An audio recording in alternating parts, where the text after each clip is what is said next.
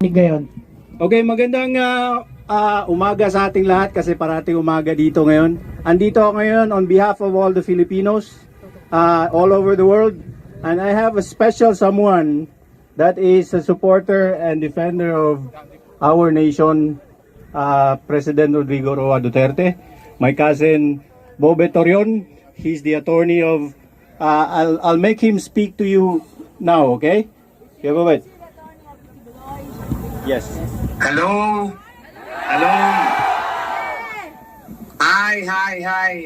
Good morning, everyone. It's 2:41 a.m. here in the Philippines, and I am good that I am still studying, and I received a call from my good-looking cousin, Bim Torion, to address you guys, and I have no other recourse except to do it in order to inform you as to what is happening here in our country today. To the Muslims here who are present there, Assalamualaikum warahmatullahi wabarakatuh.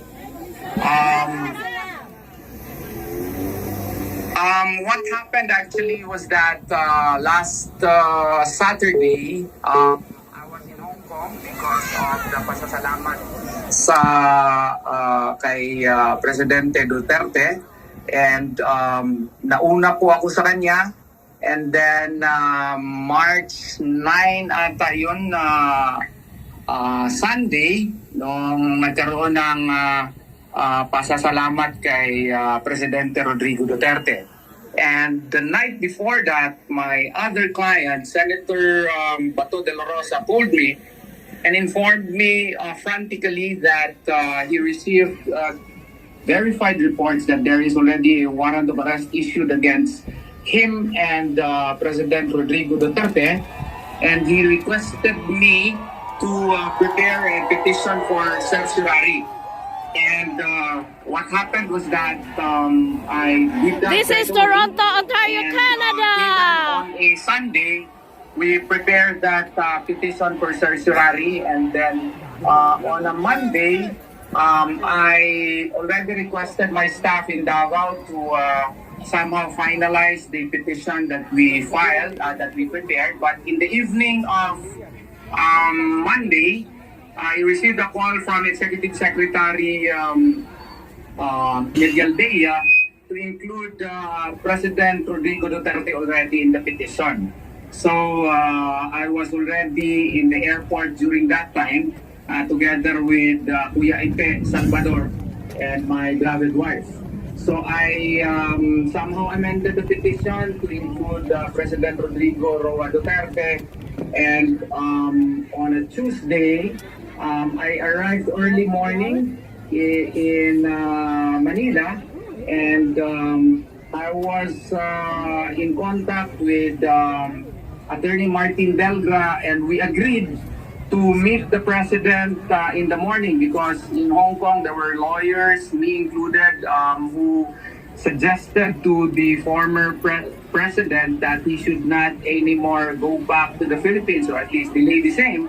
But I think you know our former president, no? He wants to face anything and everything that are filed against him.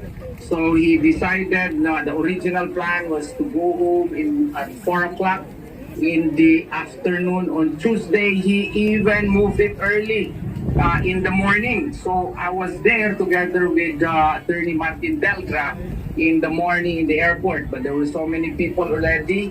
We were not allowed entry into the cockpit, and because of the confusion, I had to ride the car of Attorney Vic Rodriguez.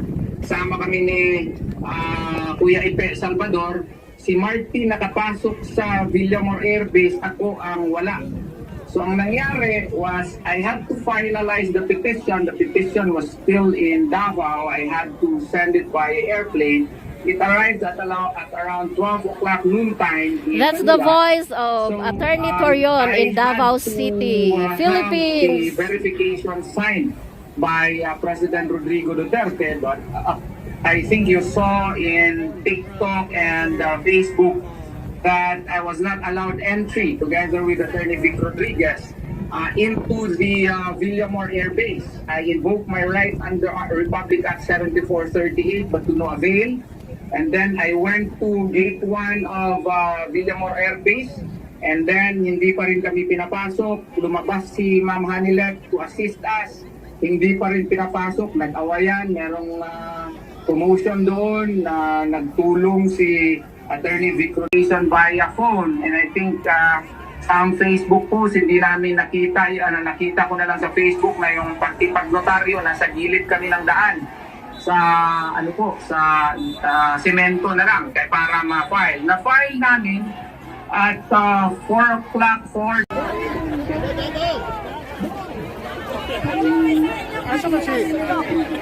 Laban! Ako taga Davao. Hindi.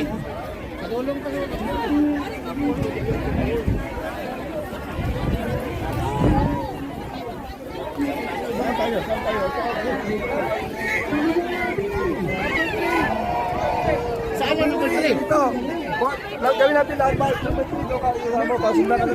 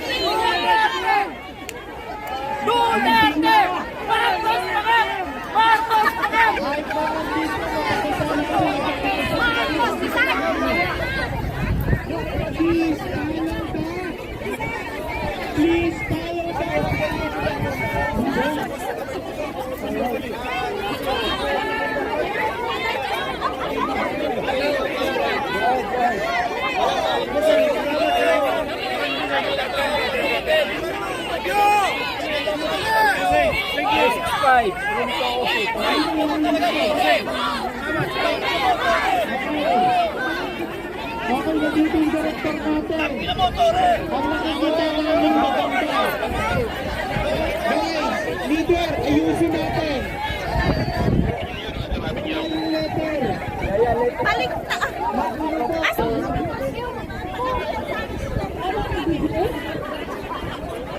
Ito mga Filipino dito sa Toronto, Ontario, Canada nagkagulo. We are here for our love for Rodrigo Roa Duterte.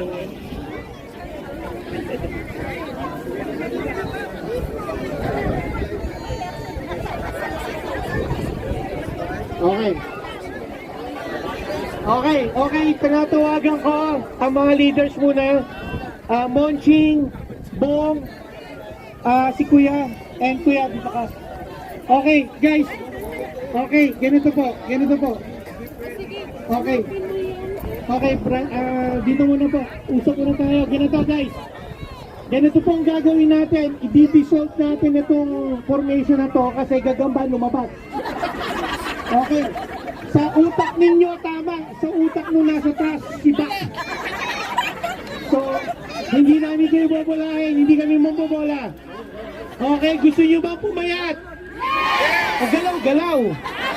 So, this time ang gagawin natin, isang plug sa D, isang plug sa U, isang plug sa 3. Pumunta muna kayo, sama-sama, walang letter. Go! Leader, hold the plug, and hold the plug. Scattered muna, punta ko kayo sa mga plug. 4 na plug po. DU30. So we are told the people here in Erbels Park, the Filipinos in Erbels Park, were instructed to form into group DU30. So there should be 4 groups. Pag ganon. Monching, pag ganon. Plug 1, plug 2, sini plug 2. So there's flag 1 for D, there's flag number 2 for U, there's flag number 3 for number 3, and flag number 4 for 0. So we're forming a DU30, do 30. Dito naging gagamba.